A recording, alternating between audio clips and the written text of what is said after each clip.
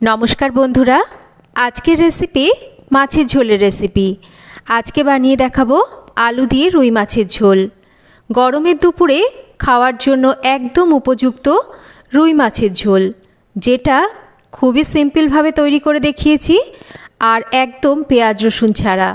অনেকেই মাছের ঝোলে পেঁয়াজ রসুন পছন্দ করেন না, আবার অনেকে কিন্তু ভাবতেই পারেন না যে পেঁয়াজ রসুন ছাড়া মাছের ঝোল তৈরি করে নেওয়া যায়। কিন্তু পেঁয়াজ রসুন ছাড়াও যে খুব টেস্টি মাছের ঝোল তৈরি করে নেওয়া যায়, সেটাই আজকে বানিয়ে দেখাবো। আশা করছি আপনাদের আজকের এই মাছের ঝোলের রেসিপিটা ভালো লাগবে। তো দেরি না করে চলুন দেখে নেওয়া যাক কী করে তৈরি করছি আজকের এই আলু দিয়ে রুই মাছের ঝোল। মাছের ঝোল বানানোর জন্য এখানে রুই মাছ নিয়েছি, আর এই মাছের মধ্যে আমি লবণ, হলুদ আর তার সাথে 1 চা চামচ মতন সর্ষের তেল দিয়ে দিচ্ছি। একটু যদি লবণ হলুদের সাথে সর্ষের তেলটা আমরা মাছের মধ্যে দিই, তাহলে কিন্তু লবণ হলুদটা এই মাছের গায়ে মাখাতে আমাদের সুবিধা হয়, মানে মাছগুলোকে ম্যারিনেট করতে সুবিধা হয়। আর মাছের মধ্যে লবণ হলুদটা যদি ভালো করে ঢুকে যায়, তাহলে সেই মাছের স্বাদও কিন্তু রান্না করলে বাড়ে। তো খুব ভালো করে লবণ, হলুদ আর এই তেলটাকে আমি মাছের গায়ে মাখিয়ে নিয়ে একটা সাইডে রেখে দিচ্ছি। মাছের ঝোল বানানোর জন্য আলু কেটে নিয়েছি। এবার একটা বাটির মধ্যে 1/2 চামচ জিরের গুঁড়ো, ধনের গুঁড়ো 1/2 চামচ হলুদ নিয়ে নিচ্ছি, আর অল্প একটু জল দিয়ে এই জিরে, ধনে আর হলুদ গুঁড়োকে ভালো করে জলের সাথে মিশিয়ে রাখছি। এটা অবশ্যই রান্নার আগে করে নেবেন, তাতে করে মশলাটা ভালো করে ভিজবে আর রান্নাটা খেতে কিন্তু ভালো হয়। মশলা যদি সুন্দরভাবে ভেজে, মানে যেহেতু গুঁড়ো মশলায় রান্নাটা হচ্ছে, তো কিছুক্ষণ আগে কিন্তু মশলাগুলোকে অবশ্যই এইভাবে একটু ভিজিয়ে রাখবেন। এবার মাছের ঝোল রান্নার জন্য খুব ভালো করে সর্ষের তেল গরম করে নিয়েছি। তেলটা ধোয়া ওঠা গরম হলে আমি আগে থেকে ম্যারিনেট করে নেওয়া মাছগুলোকে ভেজে নিচ্ছি। আমি প্রথমে 2টো মাছ দিয়ে দিলাম। এই মাছগুলোকে আমি উল্টে পাল্টে বেশ একটু লাল করে ভেজে তুলে নিচ্ছি। দেখুন, মাছগুলোকে ভেজে নিয়েছি। এবার মাছগুলোকে তুলে নিলাম। বাদবাকি যে মাছগুলো রয়েছে, সেই মাছগুলোকেও কিন্তু একইভাবে ভেজে নেব।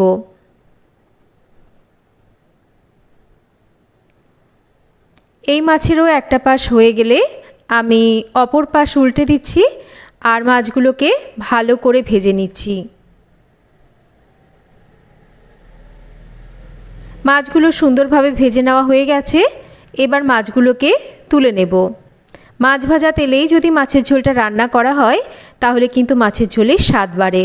তো আমি এই তেলের মধ্যেই রান্নাটা করছি, আর এই তেলেই ফোড়নে দিচ্ছি একটু গোটা জিরে। জিরেটা সুন্দরভাবে ভাজা হয়ে গেলে আমি আলুগুলোকে দিয়ে দিচ্ছি। এবার এই আলুগুলোকে আমরা একটু ভেজে নেব। আলুগুলোকে আমি 3-4 মিনিট ভেজে নিয়েছি। এবার এর মধ্যে আগে থেকে যে জিরে, ধনে আর হলুদের গুঁড়োটা জলের সাথে মিশিয়ে রেখেছিলাম, সেই মশলাটাকে ঢেলে দেব। 2টো ছোটো এলাচ আর একটা তেজপাতা দিয়ে দেব। এবার ভালো করে এই মশলাটাকে একটু কষিয়ে নেব। মশলাটা আমি 3-4 মিনিট সময় ধরে কষিয়ে নিয়েছি।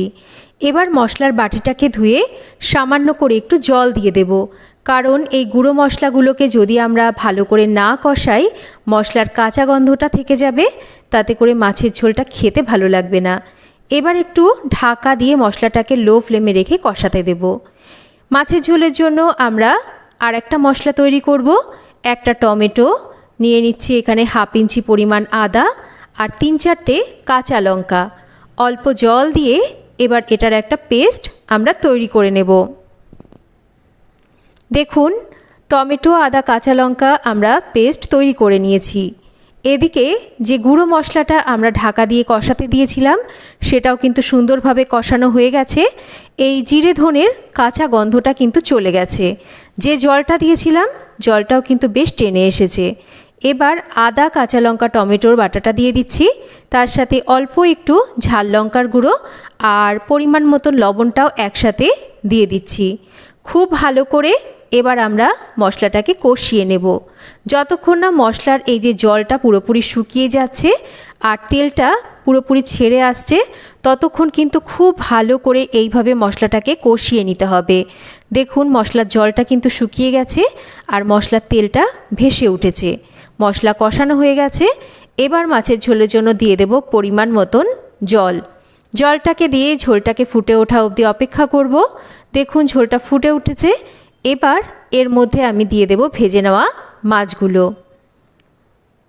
ভেজে নেওয়া মাছগুলোকে ঝোলের মধ্যে এমনভাবে দিতে হবে যাতে মাছগুলো ঝোলের মধ্যে এরকম ডুবে থাকে, তাতে করে মাছগুলো সুন্দরভাবে সুসেদ্ধ হবে।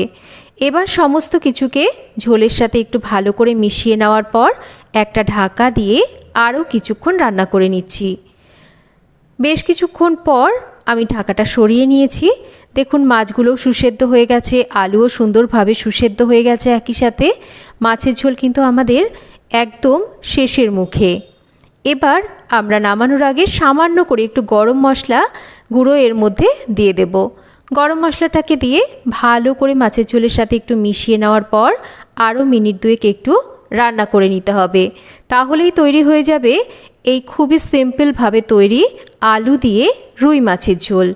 এই গরমের দুপুরে আপনারা কিন্তু এইভাবে মাছের ঝোলটা অবশ্যই বাড়িতে বানিয়ে খেতে পারেন। আমি জানি প্রায় অনেকেই এইভাবে রুই মাছের ঝোল বানিয়ে থাকেন, তবে অনেকেই যারা বানাতে জানেন না তাদের জন্য কিন্তু রেসিপিটা শেয়ার করেছি। আশা করছি তারাও খুব সহজে এইভাবে সিম্পলভাবে রুই মাছের ঝোল বানিয়ে নিতে পারবে।